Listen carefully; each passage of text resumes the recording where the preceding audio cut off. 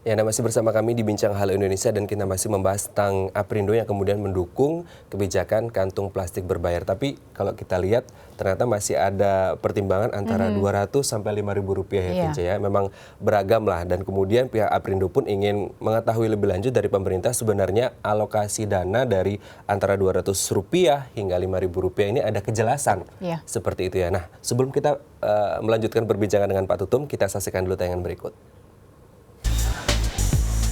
Pemerintah Provinsi DKI Jakarta menilai harga Rp200 per kantong plastik yang dibebankan kepada konsumen masih terlalu murah, melihat besarnya dampak lingkungan yang disebabkan oleh penggunaan kantong plastik. Saat ini, konsumsi kantong plastik di Indonesia tergolong tinggi, yaitu 9,8 miliar bungkus plastik per tahun, atau nomor 2 setelah negara Tiongkok. Untuk memaksa masyarakat agar bisa meninggalkan kantong-kantong plastik, pemerintah DKI Jakarta berencana akan menaikkan harga Rp200 per lembar menjadi Rp500 per lembar kantong plastik. Kenaikan tarif plastik berbayar ini diusulkan oleh Pemprov DKI Jakarta sebagai bentuk keseriusan pemerintah dalam menekan angka sampah plastik di DKI Jakarta, di mana total 770 ton sampah di Jakarta, 11%-nya adalah sampah plastik. Menanggapi hal tersebut, Ketua Umum Asosiasi Peritel Indonesia Roy N. Mandey menganggap sosialisasi kebijakan kantong plastik berbayar masih perlu ditingkatkan karena beban harga kantong plastik yang terlalu mahal dikhawatirkan akan menimbulkan kontroversi di masyarakat. Yang penting masyarakat menerima, karena kalau kami masyarakatnya tidak terima di toko, kami masih kasih gratis. Karena jangan sampai berantem. Yang penting masyarakat setuju, masyarakat mengerti dan sudah peduli. Karena intinya kan mereka harus membawa kantong sendiri. Substansinya adalah membawa kantong sendiri, bukan kantong plastik berbayar. Itu substansinya. Ya, memang beragam ya. Tadi katanya substansinya memang harus membawa kantong plastik sendiri atau tas sendiri. Itu memang proyek jangka panjangnya karena kita ingin menyadarkan masyarakat untuk sama-sama peduli terhadap lingkungan.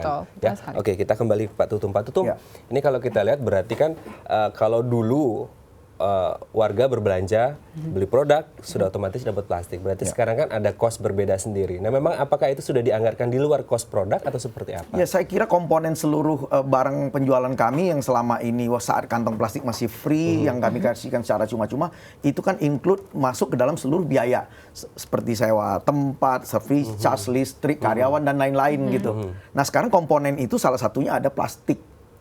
Yang selama ini kan semua masyarakat apapun belanja barang apapun tahu tidak bahwa di dalamnya ada komponen biaya sewa. Pasti include kan seluruh komponen biaya ini. Nah, termasuk kantong plastik salah satunya. Sekarang kantong plastik itu sudah dikeluarkan menjadi barang dagangan. Berarti dia sudah tidak masuk dalam komponen ini. Ini yang harus dipahamin. Sama seperti halnya kita dulu membeli tiket pesawat. Kalau dulu tidak ada pilihan selain kita beli tiket pesawat include makanan. Sekarang kita punya pilihan, naik pesawat yang budget, yang murah, kita mau beli tiketnya atau beli makanan nanti di pesawatnya gitu. Saya kira inilah asumsi-asumsi yang harus dipahamin. Yang penting bagaimanapun mekanisme perdagangan itu yang diatur pemerintah agar persaingan sehat. Karena kalau satu masih mengenakan kantong plastik di dalam belanjaan mereka, ingin membohongi masyarakat nih ceritanya. Yang satu toko yang bersaing dengan menjual barang yang sama, kalau sudah tidak memasukkan, pasti yang ini pasti akan lebih tinggi harganya. Itu secara kelogikaan. Jadi jangan kita membebankan lagi hal-hal yang memang kalau kita sudah mengeluarkan dari itu. Nah, boleh kita trial, kita boleh recheck beban masyarakat yang kalau memang mereka, anggota Aprindo sudah sering melakukan, bahkan sekarang masih terjadi, bahwa kita belanja di toko tertentu, dari awal mereka buka toko, seperti saya sebutkan di Lotte, mereka sudah tidak pernah dari awal buka toko, tidak pernah mengenakan memberikan kantong plastik secara cuma-cuma. IKEA kita sebut. Mereka sejak buka toko itu, Anda harus membeli kantong plastik jika Anda butuh. Kalau tidak, Anda membawa kantong sendiri. Itu sudah terjadi. Tapi ada beberapa retail-retail lain yang masih menggunakan atau memberikan bahkan menawarkan untuk kantong plastik itu bagaimana? Sampai saat sosialisasi ini kami kan memang tidak bisa, ini pemerintah bisa nggak menjamin. Kami ini kan hanya volunteer di antara sepertiga dari seluruh penggunaan kantong plastik ini. Kalau masyarakatnya menolak, tidak paham, berak-berak meja kasir kami, apa yang harus kami lakukan? Betul. Pasti kami harus juga memberikan pengertian-pengertian. Oke lah, di dalam masa trial ini belum ada kekuatan hukum yang bisa mengikat satu dengan yang lain. hukum ini kan bukan hanya untuk kami, tetapi harus juga konsumen kan yang tidak paham. Siapa yang berani menjamin itu? Mau tidak mau daripada kami berotot lebih menimbulkan masalah tersendiri, kami tetap memberikan. Kecuali pemerintah bisa memberikan hukuman yang clear, yang jelas masyarakat Ada undang-undangnya, ada aturan yang jelas. Kalau mereka tidak mau menerima, apa sanksinya? Sampai saat ini belum ada kejelasan hukum demikian. Dan memang harganya 200 yang paling kami menentukan minimum karena kantong plastik terkecil itu masih di atas 200 sedikit. Kami tidak ingin membebani masyarakat yang uangnya ada titipkan pada kami. Kami hanya mengganti biaya kantong plastik tersebut yang akan kami belikan di kemudian hari.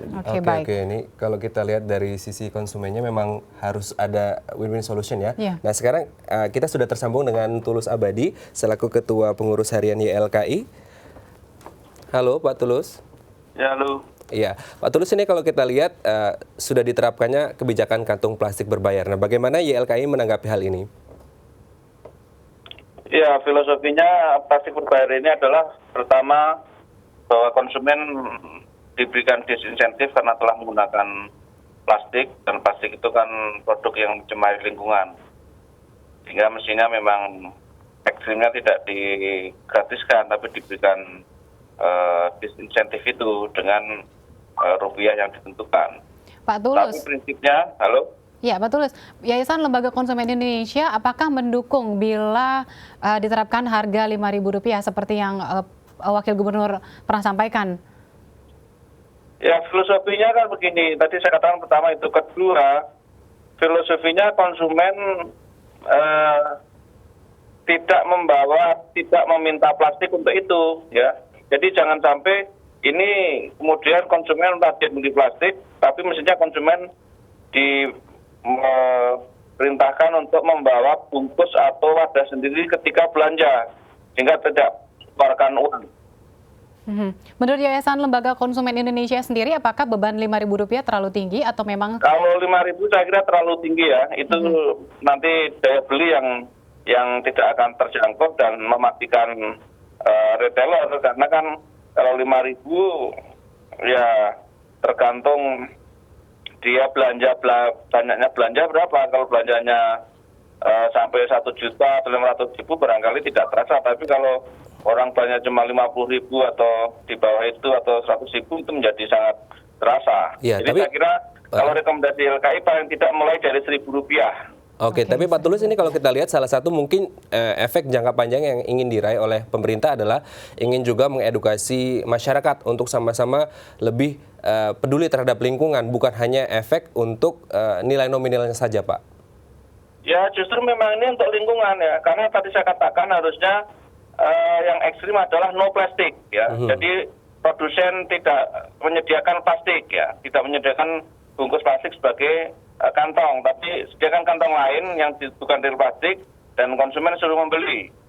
Itu kalau mau ekstrim, ya artinya yang paling ideal itu, ya harusnya transaksi itu tidak menggunakan bungkus plastik, sehingga produsen menyediakan bungkus itu kalau konsumen mau beli, dan konsumen mestinya juga dilatih edukasi untuk membawa kantong sendiri, ya.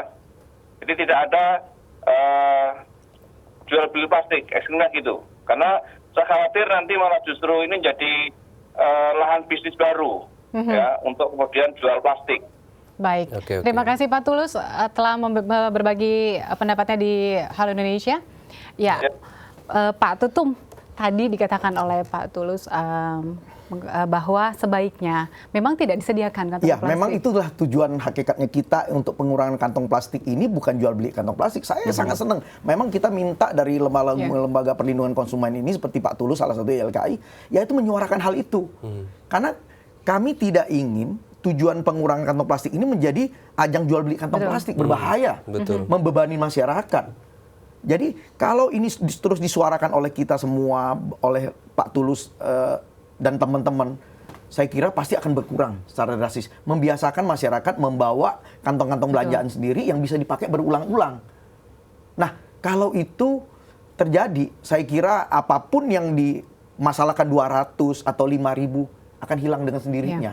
Kita tidak ingin berpolemik 200 atau 5.000. Karena masalahnya di sini nanti akan menimbulkan masalah tersendiri, bagaimana pengelolaan dana. Kalau di luar negeri kita lihat Yang penting adalah pemerintahnya memberikan satu aturan main, seluruh pelaku usaha tidak boleh memberikan kantong plastik lagi. Udah, titik. Oke, bukan baik. berbayarnya gitu.